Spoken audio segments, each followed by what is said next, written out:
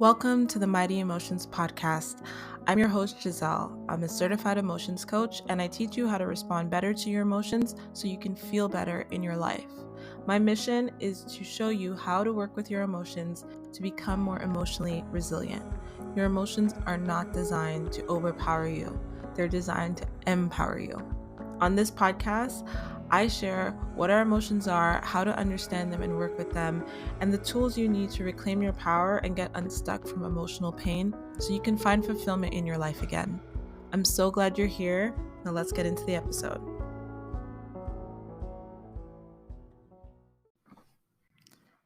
Welcome to another episode. I am so glad that you are here and listening. I have been thinking of recording this episode for quite some time now, and I really want to dive into this topic because I'm seeing it everywhere. And to me, that's always a sign that I need to share about it because it's something that I go through. It's something that we all go through, is this feeling of not being good enough. Let me rephrase that because I know better. Not the feeling of not being good enough, the belief that we're somehow not good enough that leads us to feeling certain things. So you know that in my work, especially if you've been listening to a few episodes now, but if you're new, hi, I'm an emotions coach. And the work that I do is teaching you how to understand your emotions, how to understand your feelings, and how to work with them, right? Because they are your key to happiness and fulfillment. They are your key to prosperity. And there's a really backwards view of them in our society today that it is my mission to eliminate, right? There are no negative emotions. There are no negative feelings. There are only emotions that are existing to serve us, to bring our attention to when we are misaligned, to bring our awareness to when our needs are not getting met, when we're not being satisfied, because that is the key to us prospering and that is the key to us living good lives. And there are many different names for feelings, but there are really only two feelings: ease and unease. And a lot of us know what it's like to feel unease, but we aren't familiar with ease as much. And so, by learning how to work with these emotional signals, to work with these feelings, we're able to experience more ease in our life because our needs are met. We're living in alignment. We're honoring and trusting that innate wisdom that's within us. That's what this work is all about, is learning how to connect to yourself and learning how to trust yourself. And that is what leads us to feeling better. It's not just finding temporary relief from emotional pain. And so, what causes a lot of unease, a lot of feelings of dis-ease, are these beliefs that we have.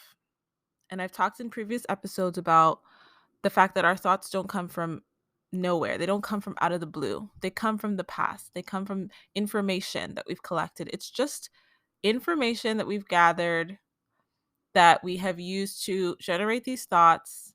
And any of the thoughts that we agree to become our beliefs. And that is what drives our results or our behaviors. And so the thought that I am not good enough is one that is really common. And it's interesting that it's so common, right? You would think that we would understand it more, but my experience diving into these thoughts of I'm not good enough and not knowing why I can't shake this thought. Like, I do all this work on myself and I do all this self-reflection and I become so self-aware, and they're all the work that we learn about reprogramming our mind and choosing new thoughts and making better decisions with our thoughts. All of that really is suggesting that we just choose a new thought. We just think differently. We just think the opposite, and it will eliminate the thought that we're not good enough. And that will, produce the results that we want in our lives.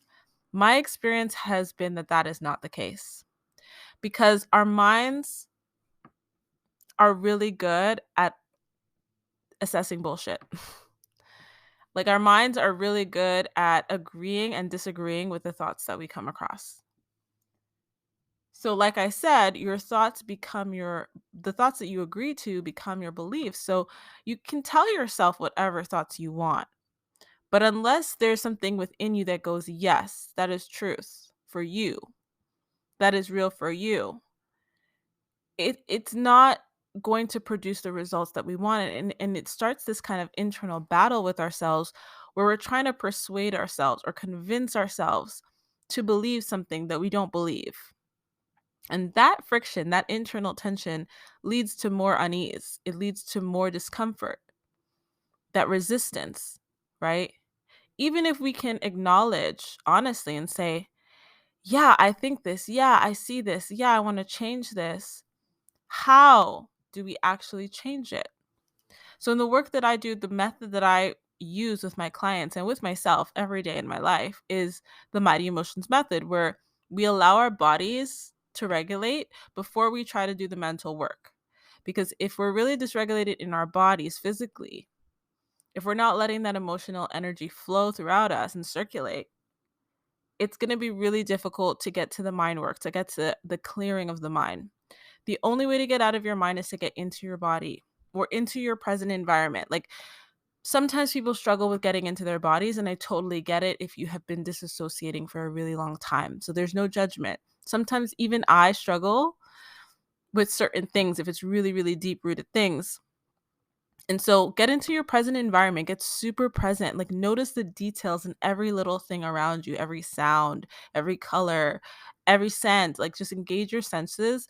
That's the equivalent of getting into your body, right? It's just about getting out of the way. The mind wants to control everything. It's about stepping away for a bit, getting really present and grounded and regulating so that you can think more clearly. And once you do that, we go into the mind work, which is the reprogramming. So this is where we notice, okay, here's this thought that isn't serving me. I need to choose a new thought.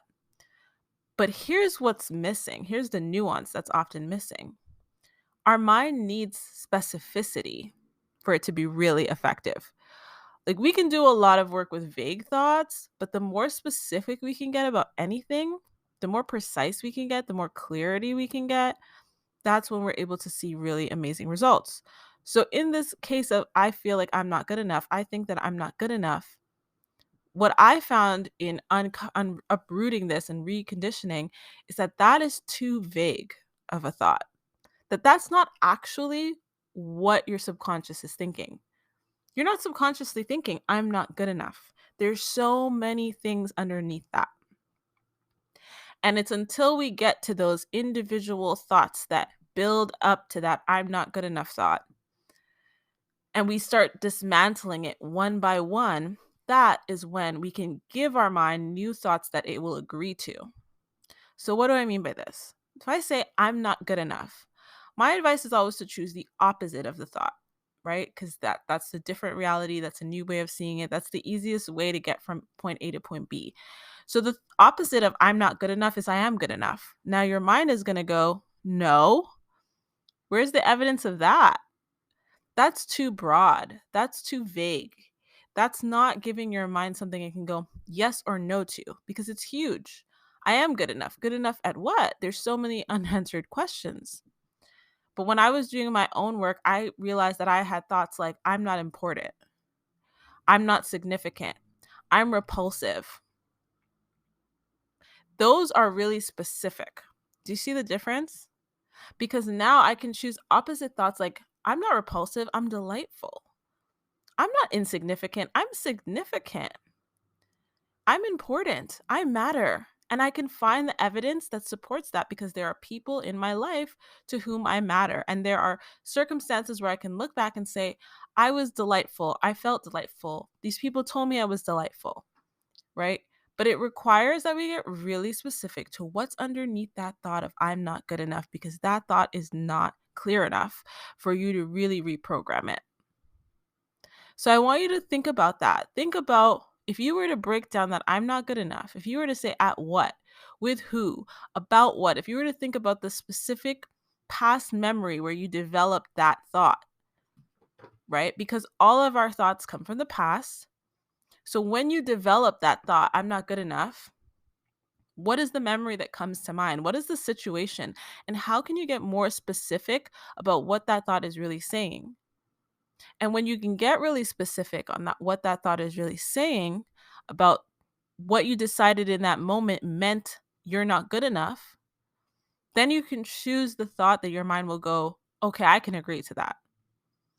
So, hypothetical example, if you were standing in the kitchen with your mom one day and you were really excited to tell her about this idea that you had, and she was just like, I have no time for that. I don't want to hear that idea. I'm not interested. Then, as your childlike mind, you develop the thought of, I'm not interesting. Nobody wants to hear what I will have to say. And that gets stored in your subconscious because your brain goes, I agree to that because I have evidence that points to that. Okay. You move through your life with that in your subconscious. And then as an adult, you find yourself not feeling comfortable saying what you want to say, always feeling like you're not really communicating and articulating yourself well, feeling like people aren't really interested in what you have to say. And the thought that comes to mind is, I'm not good enough. I'm not good enough to do this presentation. I'm not good enough to do this thing. And so trying to say, well, I am good enough is again, at what?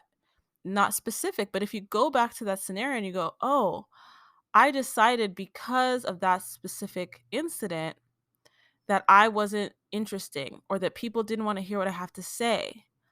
Then it doesn't become I'm not good enough. It becomes I'm not interesting. And you can choose that I am interesting. The woman I am today in the present moment and the woman that I'm becoming, the woman that I'm allowing myself to become or the person that I'm allowing myself to become is interesting. That was then. That was that specific experience. I can process that. I can integrate. I can resolve and I can move forward. So if we want to if we want to overcome those thoughts of I'm not good enough, we have to dig deeper. We have to get clearer. We have to get more specific. That is what is going to have us profoundly and effectively and quickly shift to a new paradigm. That's what's going to quickly shift us into this new way of looking at the world, a new way of seeing ourselves, a new way of interpreting things. It's going to get rid of that I'm not good enough bullshit. And I never swear on this on this show, but it's a lie. It is a lie that you're not good enough. And there's so much more specificity underneath there. And the more you get clear about that, the easier it becomes to rewire, to choose new thoughts. Because if you say, I'm interesting, like in the hypothetical example that I gave, your brain can find evidence of that. I'm sure your brain can find evidence of times when you've been interesting to somebody or you felt like you were interesting to somebody. There's always these seeds and these nuggets planted in our past. And when our brain can find evidence of it, it will agree to it. But if it's too vague, if it's like confusing to our mind, we're not going to be able to move past it and overcome it. So look at the past, look at the specific incident where you made that decision that you weren't good enough. Decide what is it actually that I was saying here? What was the specific thing that I was describing here? And then choose the new one, find the new evidence, agree to that thought. It becomes your new belief, and that changes how you act moving forward. It's mindset and it's physiologically. Remember, if it's too dysregulating, if you're too uncomfortable I can't speak physically, if you're too uncomfortable physically, then regulating, getting into your body, getting into your environment, grounding yourself first is going to help you see with more clarity what that specific incident is. But if you're resisting the discomfort that's naturally going to come when we're reflecting on a painful experience, and you're not allowing your body to do its magic and to work for you, then your brain is going to continue to be foggy and vague and lack clarity, and it's going to make it difficult to choose the real thought that you need to move forward. More specific, more clear, more grounded. Right? And that is why I created the Mighty Emotions method, because I realized that I was trying to get my mind to do things and my body wasn't on board, and I needed to get them to work together. I needed them to come together. And I needed the body to settle first so that the mind could be clear. And the way that the body was able to settle was through the regulation, but also through recognizing, okay, what's the signal of what I need here? And what are the thoughts creating the unease?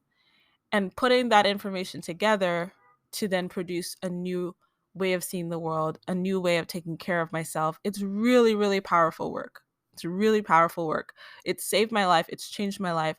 It's transformed the life of my clients. I'm really grateful that I get to help people with that. And I hope that the things I share on this podcast helps you in some way. opens your perspective, teaches you something new that you can apply tangibly to your life so that you can get amazing results. And if you want ongoing support, if you want one-on-one support, if you want to know how I can specifically work with you for whatever the issues that's going on in your life right now, maybe it's a specific issue, maybe it's something you've been stuck with for a while, maybe you're struggling to get to that clarity and you need me to walk you through the steps and help you unpack it and look at it in a way that's empowering and teach you why it's not that scary. It's just the lack of understanding of it that makes it seem scary. But once you get familiar with it in this way, you're like, oh, it is such a relief to have these emotions and these feelings and know how to work with them. That is what I help you do. So reach out to me, email me at mightyemotions.com, say looking for one-on-one session or whatever the case may be. I'm taking people on a case-by-case basis right now. Not that there's like an application process, but I'm just mindful that I want to make sure we're a good fit so we can have a consultation and can get some more information. And I'd be more than honored to support you and help you and work with you and give you these tools so that you could take it and keep using it in your life and watch your life just get better and better and better. Because that is my mission in this world, is to help you prosper. You deserve it. You may not have been given these tools before, but you're here now and you're learning now. And the future is a blank slate that is only going to get better. So with that, I'm grateful to have recorded another episode for you. I hope that you took something meaningful away from this today, and I will speak to you in the next episode. Bye. Thank you so much for listening to today's episode. It would mean so much if you could subscribe, leave a review, share with your friends and family, and let me know what you think by going to my Instagram at mighty_emotions and connecting with me and letting me know what you loved about today's episode. It really means a lot that you support this podcast, and I love coming to you each week with a new episode. So be sure to subscribe, let me know what you think, and take care of yourself.